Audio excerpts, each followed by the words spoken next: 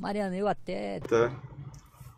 Agora no Fuso Central da Europa é 1h18 da manhã, da madrugada, e nós estamos aqui, a equipe do TI, incansável, e tem um áudio vazando no meu ouvido que eu não sei o que é. Acho que é João Querido, cujo microfone ele acabou de fechar. Então a parada é a seguinte: ficamos aqui a galera do TI, João Querido e Hernandes, é o companheiro Hernandes, fazendo testes e constituindo mais e mais barreiras. A gente, obviamente, ficou muito feliz com o resultado de hoje, de nós conseguirmos fazer pela primeira vez em 2, 3, 4 semanas, uma transmissão completa sem que o sinal fosse derrubado, sem que, a despeito dos ataques, em atenção. Hoje teve tanto ataque quanto sempre teve, se não mais. A nossa previsão é que hoje seria o dia de maior ataque de todos os tempos, ou pelo menos um dos dias de maior ataque de todos os tempos, pela promessa dos temas que seriam debatidos,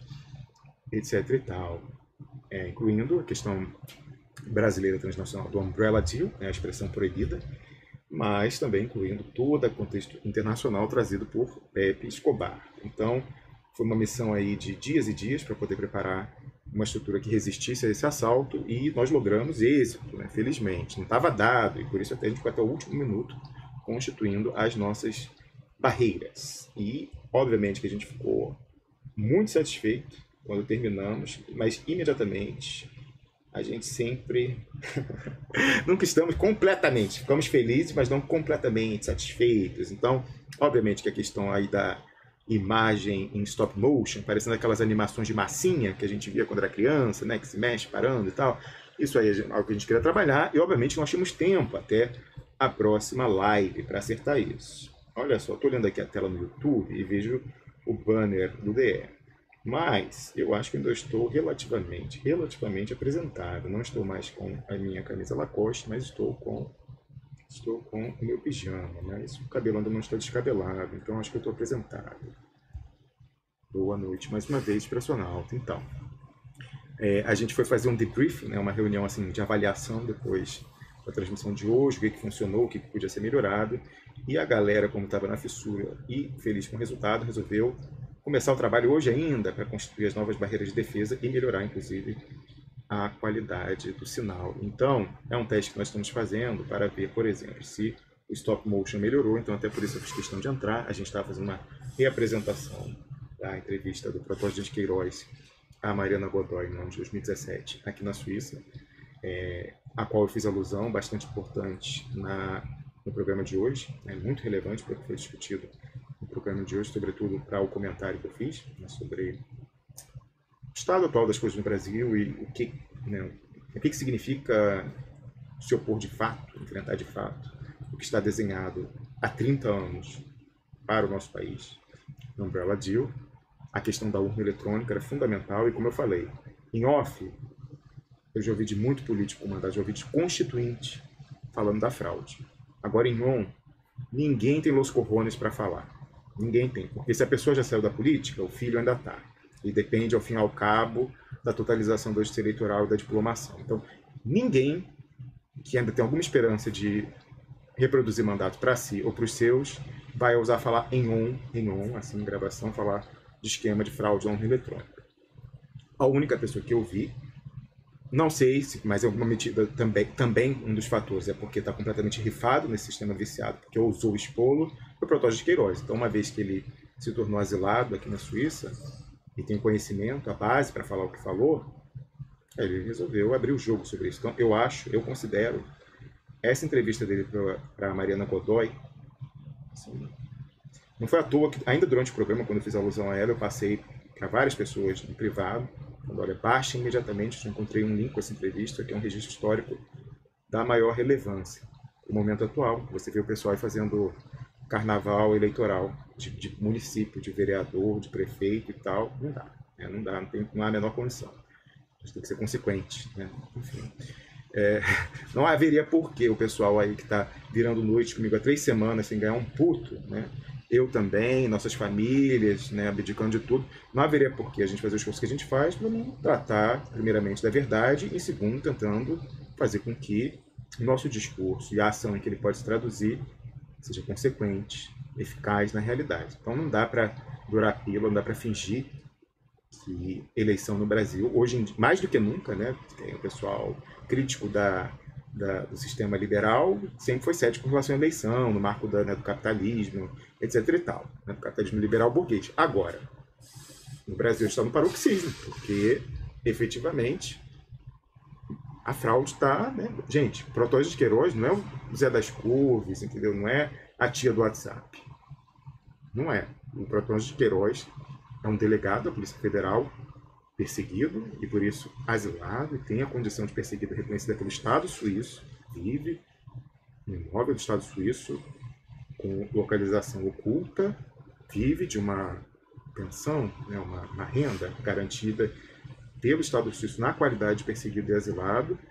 Ele é um delegado que investigou simplesmente os maiores operadores da finança transnacional no Brasil, dentre eles Nagy Narras, Daniel Dantas, Dario Messer. Então viu por dentro e por fora como é que funciona essa história. E se tivesse né, se tivesse pegado R$1 em cima da mesa, o pessoal já teria explorado isso, já teriam implodido a imagem dele, não foi o caso. Inclusive, quem tentou implodir a imagem dele, né, o Fábio Panunzio, teve que publicar um dossiê fajuto fabricado por um criminoso que ele investigou, aquele contrabandista dono da 25 de março de São Paulo, Lau Quinchong, que nem aconteceu comigo. Como não tinha o que falar, o pessoal inventou uma biografia alternativa. Nesse caso também, olha, veja coincidência, né? O Panunzio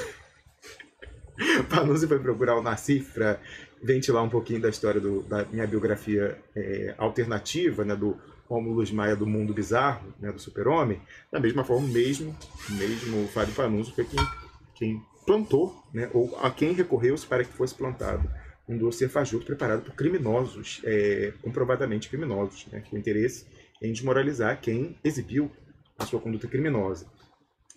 Então, ele é alguém que conheceu aí, né, a face no Brasil do esquema mais barra pesada da geopolítica global e que foi deputado federal. Ele foi eleito, ele acompanhou como se deu o esquema para tentar barrar sua candidatura, primeiramente, em 2010. Os argumentos utilizados para que partido após partido negasse da legenda a ele, né? Conseguiu se candidatar, conseguiu se eleger, a despeito da fraude, houve fraude, tentaram tirar no tapetão para que ele não entrasse em 2010, só que a votação foi tão ampla que o pessoal errou na conta e ele entrou por pouco. Esse que é o pior, entrou por pouco quando o cara teve uma votação muito superior, assim, de se bobear de uma ordem de grandeza, nesse nível, uma ordem de grandeza maior do que efetivamente apareceu para ele na urna. E como ele se ligou no que foi feito quando ele entrou em 2010, ele sabia que o pessoal em 2014 não ia repetir o erro de conta. Ia fazer uma fraude que garantisse absolutamente que ele não voltasse em 2014, porque ele foi alguém que no mandato, ele exerceu na Câmara dos Deputados, estressou, esse sim, os limites da representação parlamentar dando a institucionalidade. Então, eu lembro que Paulo Henrique Amorim, saudoso, a quem a gente rende mais uma vez homenagem, costumava postar quase todo o discurso que o Protógenes de Queiroz fazia da tribuna da Câmara, em que ele denunciava esse pessoal, né? Assim, as coisas, usava a imunidade parlamentar para aquilo que ela deve ser usada. Então, era inconveniente, alguém que não convinha naquele recinto, usando esse espaço para fazer o tipo de denúncia e mostrar como aquele sistema era viciado. Como, da mesma forma, eu considero, e muitas pessoas consideram, que o senador Roberto Requião ter sido retirado, para mim, foi retirado na maquininha. Já repeti essa história hoje, Piero concorda e tal. Ter sido retirado em 2018 porque era uma pessoa que não convinha. Era uma pessoa que ia usar também a tribuna do Senado, as prerrogativas de senador, para deixar as coisas mais claras. Se ele, no Twitter, já faz o barulho que faz, imagina, para além do Twitter, a tribuna de senador. Então, era alguém que não convinha a esse plano de execução, sentença de morte do Estado Nacional Brasileiro, por esquartejamento, diferido no tempo, Umbrella Deal. E o pessoal tirou ele. O Protógenes de Queiroz também era a mesma coisa. Um no Senado, outro na Câmara, tinha que ser retirado. E, de fato, o pessoal acertou na conta em 2014 e tirou. Só que ele, obviamente, não ficou parado, não ficou inerte. Então, ele ficou colhendo toda a inteligência, no ano de 2014, sobre a fraude, como ela se daria contra ele nos outros certames, nas outras disputas eleitorais. E, obviamente, que ele, para poder dar uma entrevista a Mariana Godoy na TV aberta, ele não ia falar isso, uma pessoa que é delegado perseguido, não foi delegado, é um delegado perseguido. E foi parlamentar, na verdade deveria ser ainda se não tivesse sido garfado pela segunda vez, falar isso, ele não está sendo inconsequente. Né? Se ele está... Aí eu não sei, mas é uma aposta minha, até conversei isso com... perguntei se Pepe Escobar concordava ou não, quando ele mencionou o caso do Alistair Crook, que é um ex-oficial da inteligência britânica, do MI6, que o pessoal dos Five Eyes, aí, Deep State dos Estados Unidos, e seus satélites anglo-saxões, hesitam em bater de frente, né? Porque sabe muito, sabe demais, então não convém uma guerra total aberta. Fiquei pensando se mutatis mutandis, mal comparando, tudo que o Protógenes de Queiroz descobriu exercendo corretamente, não mais do que corretamente, mas já é excepcional, é ou não é? Corretamente o seu ofício, a sua função pública de delegado federal, tudo que ele conheceu são armas de destruição em massa da safadeza e da sacanagem, concorda? Provas de que há fraude na votação eletrônica do Brasil. Por mais que todo mundo desconfie, ele conseguiu as provas com técnicos da Justiça Eleitoral e dando uma prensa no pessoal que fazia a fraude na empresa da programação. Mas essa questão do Umbrella Deal, que a Polícia Federal, sob o comando dele, pegou um cofre na sede do Opportunity em São Paulo. Está lá mostrando que tudo que se desdobrou nos últimos 30 anos no Brasil politicamente é uma farsa, já que o programa foi estabelecido em 92 em Nova York, pelo Mangabeira Unger, pelo presidente global do Citibank, como operador da finança transnacional, e o operador dessa mesma finança transnacional no Brasil, que é o Daniel Dantas. Né? E para quem que eles operam? Para os cotistas, aí é a terceira bomba. Né? Já, olha as bombas aí, a arma de destruição em massa, que o Protógenes de Queiroz conhece, certamente deve ter guardado em algum lugar cópias. Prova da fraude eleitoral, prova da farsa que é o processo político brasileiro. Né? Não há soberania popular e muito menos soberania nacional, desde ao menos no 1992, de forma papel passado, de forma formal. E, em terceiro lugar, quem que está levando os ativos do Estado? Né? Quando você sobe a cadeia. Então, a revelação de que Daniel Dantas é como um Dario Messer, um atravessador, em alguma medida um laranja, um operador. Aí a pergunta imediatamente seguinte é, mas para quem que eles operam? Quem são essas pessoas, esses indivíduos, essas famílias que usam essas pessoas como operadores para se blindarem, né? Se mascararem, poderem adquirir os ativos do Estado brasileiro sem tirar um tostão do bolso e usando o dinheiro dos fundos de pensão das estatais para o que concorreu às direções dos sindicatos, todas elas sob o controle da CUT, do PT em alguma medida, ainda no governo Fernando Henrique Cardoso, no governo Itamar, quando a privatização se acelerou, ainda antes do PT chegar à presidência. Essas pessoas, esses indivíduos, estavam listados no do famoso, não infame, Fundo Opportunity nas Ilhas Caimã. E, no âmbito da Operação Satyagraha, a equipe do Protógenes de Queiroz e o próprio conseguiram um fundo falso do apartamento de Daniel Dantas em Ipanema, Feira Solto, o endereço mais chique da cidade, se não do Brasil, conseguiram HDs externos com os dados, as transações, as movimentações e a lista desses indivíduos, dessas famílias que estão levando há 30 anos o patrimônio do Estado brasileiro, da nação brasileira, as riquezas naturais também. Não é? Então, uma via do HD foi enviada para ser descriptografado, acho que né? Enfim, para que fosse revertida a criptografia. Aí para onde foi mandado? Deveria ter sido mandado para a Rússia. Até eu ouvi as pessoas que acompanharam essa situação à época que os investigadores, a Polícia Federal, a equipe de Protógenes de Queiroz, eram partidários de que fosse enviado esse material para a Rússia. Porque a Rússia, inclusive, eu vinha saber aí, conversando com pessoas que à época observaram isso de perto, a Rússia tinha ainda há pouco colaborado com investigações do Brasil contra crimes do colarinho branco, no caso, aquele russo, Berezovsky, né, que passou pelo futebol e tal, ele tinha um material criptografado que foi mandado para a Rússia e foi descriptografado muito rapidamente, com uma facilidade, sabe? Porque os russos são danados, né? Aquelas criancinhas jogando xadrez ainda usando fralda. Pois é, então. Conseguiram quebrar a criptografia e mandaram de volta para a Polícia Federal, que pôde dar sequência ao inquérito policial. Então a ideia era repetir uma parceria de sucesso. E, no entanto, estranhamente, ou não, aí para homenagear Caetano Veloso, estranhamente ou não, em se tratando de quem se trata e de onde se trata, né? Daniel Dantas no Brasil, adivinha para onde foi enviado? Estados Unidos. Ou seja, né, um esquema que pega aí, né, interesses que são a espinha dorsal do decadente, mas ainda hegemônico e agressivo imperialismo anglo-sionista, mandaram para lá. Obviamente que não voltou nada, se bobear ainda desmagnetizaram lá, né, para que se perdesse. Agora, eu sou obrigado a lembrar que Paulo Henrique Amorim, que tanta falta faz, e a quem a gente sempre rende homenagens, não suficientes, mas sinceras, né? O máximo que a gente pode fazer, inclusive com o nosso trabalho, e de levar adiante a luta dele contra essas pessoas, esses mesmos indivíduos. Ele sempre teve, toda vez que ele voltava a Satyagraha, já depois, a Satyagraha foi enterrada no final do governo Lula II. Ele falava, será que um dia vai aparecer uma cópia? E se tivesse sido feita uma cópia do HD, dos HDs pegos lá no fundo falso?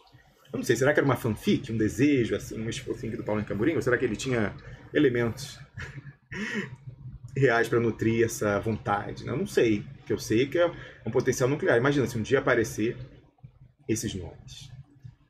Né? Protógenes Queiroz apresentando o resultado da investigação que ele tocou a título pessoal, mas também em nome da cidadania brasileira, mostrando a fraude no sistema eleitoral brasileiro. Né? Imagina se reaparece a via cópia do Umbrella Deal, que estava no cofre do Opportunity, e que foi entregue, segundo eu apurei, ao jornalista Rubens Valente, para que fosse o clímax, o epílogo do livro que ele lançou, com várias denúncias corretas sobre Daniel Dantas, intitulado Operação Banqueiro, mas que, por ter sido, talvez, constrangido com base em lawfare, né, em processos frívolos, mas visando ao silenciamento por motivações políticas, não entrou no livro. Né? Então ficou meio que o livro Operação Banqueiro, segundo eu conversei com pessoas aí que conhecem entendem do riscado, né, o métier, ficou parecendo uma brochada, né, e crescendo, e na hora H faltou o Viagra, né, que era justamente a cópia do Umbrella Deal, né, uma lista, o cronograma da entrega de cada parte do patrimônio do povo brasileiro, da nossa soberania. E primeiro eu tinha interpretado que, enfim, não sabia quais eram as motivações, enfim, mas até a pessoa falou, não leve a mal, né, não. E o próprio Rubens Valente, depois que eu falei isso pela primeira vez, acho que foi há 2 semanas, numa live com o Pepe Escobar e Piero Line, também sexta-feira, ele veio me interpelar no Twitter e falou, o que você falou não é verdade e tal. Nunca falei com você, mas tal. Mas assim, ficou meio que pisando em ovos, né? Não bateu de frente como certas pessoas. Falou, você é um pilantra, você fala fake news e tal. Mas foi assim, cortês, até ainda bem que ele foi cortês, mas assim, a cortesia dele, educação e o fato de ele ter sido constrangido, né, com o processo judicial para que não fosse com tudo para cima do Daniel Dantas, a despeito da intenção dele, né, que eu julgo que fosse que existisse, isso não, obviamente, não pode fazer com que eu não relate o que eu ouvi. Né, e o que eu ouvi foi que ele de fato recebeu esse documento, que era para ser o clímax do livro Operação Banqueiro, e por essa razão dos constrangimentos, a gente sabe que é o judiciário brasileiro, a gente sabe que é Daniel Dantas no judiciário brasileiro, ele teria entendido por bem não publicar o documento. Mas será que a via que foi parar na mão dele é a única que existe? Não sei. Eu sei que a gente tem talvez tenhamos como resgatar documentos, provas documentais que explicam o que ocorre no Brasil, que desmontam o telequete, né, e mostram efetivamente a quem, como eu, como você que está me vendo numa sexta-feira, né, à noite, aí, madrugada aqui na Suíça, como os nossos amigos aí do TI que estão comigo na sala nesse momento, inclusive usando essa oportunidade dessa transmissão não planejada, espontânea, impromptu, para ver como é que está a nossa configuração. Não é à toa, a gente está aqui de bobeira. Isso tudo aqui é um teste, a gente está aproveitando a oportunidade, falando de coisas relevantes. Mas, na realidade, isso aqui é um teste que a gente está fazendo das nossas configurações. Inclusive, peço aí você que está assistindo com a gente agora, 8h39 no horário de Brasília, nessa sexta-feira. Queria pedir que você desse seu feedback aí no chat do YouTube, no Facebook, onde quer que você esteja assistindo. Como é que está essa live com relação à questão do stop motion? Então, por isso eu vou mexer mais uma vez. Está parecendo aquelas animações de massinha quando a gente era criança. Tá parecendo, a minha boca está casada com... a minha boca está casada com a minha voz. A sincronia entre som e imagem. Tudo isso a gente tem que ir calibrando aos pouquinhos. Mas a vitória de hoje foi fundamental. Eu considero que essa transmissão de hoje mais cedo, esses testes que a gente está fazendo na sequência, marcam um ponto de inflexão no nosso enfrentamento com relação aos interesses transnacionais de recolonização do Brasil, de desmembramento do Brasil, que são parte fundamental, integrante do imperialismo anglo-sionista, decadente, mas ainda hegemônico e mais do que nunca agressivo, e por isso talvez tentado a atos desesperados, não é? Então, há semanas aí, se não um mês, a gente começava a live sem saber se ia terminar. Às vezes sequer começávamos, como ocorreu na semana passada, em que todos os dias, cada dia que eu tentei entrar no ar, eles derrubaram, bloqueando a minha internet, e a gente foi aprendendo, fazendo e tal. E esse ponto de inflexão em que certamente eles soltaram a munição pesada, inclusive a gente detectou durante o programa, parte dos ataques, a gente resistiu bem e agora estamos numa condição mais estável ainda de transmissão. Agora é o ajuste fino, a sintonia fina para melhorar um pouquinho a imagem, deixar, enfim, né, a coisa, o produto mais e mais assim, palatável, premium, prime e tal. Mas o que importa é que o conteúdo, esse parece estar garantido, mas é aquela história. Aqui é que nem esteira, sabe, esteira ergométrica, né, de academia de ginástica.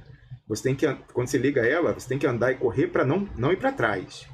Então é uma corrida que não acaba, porque no que a gente conseguir um protocolo seguro, os caras já estão estudando como derrubar esse. A gente tem que se preparar para o próximo. Então nós vamos continuar esse enfrentamento, esse meta-enfrentamento de garantir o meio, para que a mensagem, por sua vez, possa ser veiculada e não silenciada, né? A gente tem as condições, enfim, como eu dizia aí, é você que está numa sexta-feira assistindo, comentando, compartilhando essa informação relevante que mostra a farsa que é o processo político e o que se dá de disputa dentro da institucionalidade brasileira nesse momento, ainda mais quando o pessoal fica falando de tapa-buraco em eleição para vereadorzinho e prefeitinho, né, diante da destruição nacional. É intolerável que pessoas que sabem o que está acontecendo finjam que isso tem alguma relevância no momento atual. E cada vez mais nós somos maiores, né, mais pessoas, e por isso até que a gente enfrentava a sabotagem até aqui. Se fosse irrelevante, se não houvesse nenhum risco para o plano deles dar certo, teria por que passar esse recibo, né, usar programa, expor fragilidades de aplicativos dos Estados Unidos, expor fragilidades de serviços oferecidos pelo imperialismo e tal. Isso é uma coisa muito, né, assim, problemática para eles expor que isso está aberto, né, assim, é um escândalo, né? Então, assim, para os caras darem esse standing, né, dar essa moral para um veículo pequeno que vive de doação das pessoas, do seu tempo, da sua inteligência, da sua expertise, da sua saúde, do seu dinheiro, do seu tal. Pessoas que estão aqui, assim, compreendendo que é a última trincheira, né? Um veículo que vive disso, meramente, pessoal, dá essa moral de deixar marca, pegada de ataque sofisticado da maquinaria de guerra cibernética do imperialismo, é porque há um risco. Eu seria irresponsável se eu falasse que o que a gente faz aqui está a ponto de virar o jogo, representar a inflexão na trajetória de destruição nacional do Brasil. Óbvio que eu não posso falar isso, né? Nosso primeiro dever aqui é a honestidade intelectual. Mas se fosse 100% garantido o que a gente faz, todos nós aqui, a comunidade, então, cada um dando a sua contribuição. Aliás, como aquele lema do socialismo, né? Cada um nas medidas das suas possibilidades, e cada um retira, cada um dá na medida das suas possibilidades, e cada um retira na medida das suas necessidades. O que a gente está fazendo aqui, seja você não um socialista e tal, é exatamente o que a gente faz. Então, o pessoal do TI está dando o seu conhecimento qualificadíssimo para garantir isso. O time que a gente reúne aqui de analistas, comentaristas também, a sua capacidade analítica, de articulação, de retórica, etc e tal. Você que está assistindo, contribuindo para a rede, fazendo pressão na hora 3.0, tornando impossível que as pessoas, os atores, finjam que não sabem o que está acontecendo aqui. Você vê que mais e mais, cada vez mais é difícil para eles fingirem que não sabem, eles têm que fazer uma contenção de danos, isso é importantíssimo continuar. Você ajudando a construir a massa crítica, então ajudando a compartilhar, ajudando a gente a aumentar as nossas redes blindadas do imperialismo, então o VK russo e o Telegram, né, o Mastodon, todos esses aí, ajudando a fortalecer o nosso site, nossa lista de e-mail. Cada um faz o que pode e juntos nós somos fortes. Ainda não a ponto de virar o jogo no Brasil? Não. Sejamos realistas na análise. Mas incomodando tanto que o pessoal tem que apelar, né? E mesmo apelando, nessa semana, a partir da sexta-feira, que eu considero um ponto de inflexão, mesmo apelando, na nossa trincheira, a gente está ganhando. No nosso microjogo, não é o campeonato, mas assim, na rodada, aqui marcou uma virada essa sexta-feira, né? E eu parabenizei em privado, queria parabenizar em público também, o pessoal aí do coletivo de TI que nos ajuda, em particular João Querido e companheiro Hernandes, que ficaram comigo aí virando noite. Como eu falei, essa noite eu dormi 2 horas e eles não dormiram mais que isso, não. Se bobear, dormiram menos. E quando fui deitar na cama, falei, gente, não aguento mais, tem que esticar as costas. Eles continuaram fazendo daí, tirando código. Então, assim, gente, é pra gente ter orgulho do que a gente fez até aqui. A gente tem que comemorar cada vitória, né? A gente sabe como tudo tá contra a gente, como é difícil. Né, nossa, eu tava no meu limite aí, psicológico, financeiro, físico. Ainda estou muito cansado, vou tentar descansar esse fim de semana para recuperar um pouco. Agora, muito bacana, estou muito orgulho dessa comunidade, cada membro, como eu falei, que contribui aí na medida das suas capacidades, mas cujo ânimo, cujo elan é a causa do Brasil, né? A causa do Brasil. E foi muito engraçado, né? Aí o pessoal aqui, os meus amiguinhos do TI estão mandando mensagem aqui, falando, tamo junto, João querendo mandando, olha só. Sabe o que aconteceu? Tempos atrás, não sei nem se eles lembram disso, mas eu lembro, minha memória, ó. Uns dias atrás, umas semanas atrás, os dois aí que me ajudaram mais proximamente, eles estavam conversando assim tal, e eu agradecendo a eles, né, por doarem a enorme qualificação técnica, expertise deles na área, a causa e ao DE. E eles falaram assim, não, olha só. Aí eu falei, não, poxa, essa, né, incrível essa doação. Tá? Eles falaram assim, não, mas ó, como assim? Tem honorários. Quais são os honorários? Quais são os termos desse acerto? Aí eu falei assim, ó, é o seguinte, ninguém pode operar o DE. O DE não pode se deixar operar e tem que sempre ficar comprometido com a causa nacional. Eu falei, bom, olha só, eu que estudei direito civil, isso aqui já era um compromisso unilateral do DE, enquanto eu estiver aqui, é um compromisso unilateral do DE. Não se deixar operar e até o fim mesmo, em defesa do Brasil e do povo brasileiro, né? Ou ficar a pátria livre ou morrer pelo Brasil, né? Ninguém lembra desse verso aí da independência. Pois é, ou ficar a pátria livre ou morrer pelo Brasil. Acho que a gente mostrou, inclusive, recentemente, que nós não queremos, mas estamos dispostos a pagar o preço capital. Aí eu falei, ó, já era uma promessa unilateral, mas até melhor que, além de ser uma promessa, um compromisso unilateral, que seja também bilateral. Então, aliás, plurilateral, enfim, além de ser um comprometimento, mesmo enquanto curador da comunidade, com você, que faz parte desses milhares de pessoas que estão lutando para impedir o que está desenhado desde 92 no Umbrella Deal, que está sendo acelerado nesse momento, nessa quadra histórica. Além disso, eu assumi formalmente, e você sabe que negócio jurídico não precisa de forma escrita, testemunha não, ó. Não é só aquela história de verba volante, escrito permanente, não. Mesmo sem escrever, a palavra dada, pelo menos no direito que eu estudei, né? Eu estudei e eu não esqueci o que eu estudei, diferentemente de Barroso e companhia. Então, a palavra dada vale. Eu me empenhei, para além da promessa pública de que ninguém opera o DE, que a gente vai até o fim pela causa desesperada de salvação nacional, eu também me comprometi com esses dois em particular, que tanto fizeram para garantir a live de hoje, garantir inclusive a qualidade ainda melhor dessa transmissão, que certamente vai melhorar ainda mais até a gente se encontrar nosso próximo compromisso marcado, fora alguma live excepcional, que nem rolou essa aqui, vai saber, não tem como dizer se vai ter ou não ter, já que estamos em teste. Mas enfim, em princípio, a gente volta então na próxima terça-feira, graças a essas pessoas que exigiram de mim a contrapartida de não deixar que o DE fosse operado, de que a gente fosse até o fim. pelo Brasil, certo? Uma boa noite aí para você, expressionauta, tamo junto, comemoremos essa vitória, não foi suada, né? Foi suada, gente, foi suada. E a gente vai continuar lutando aqui, tá certo? Um bom fim de semana e até o nosso próximo encontro.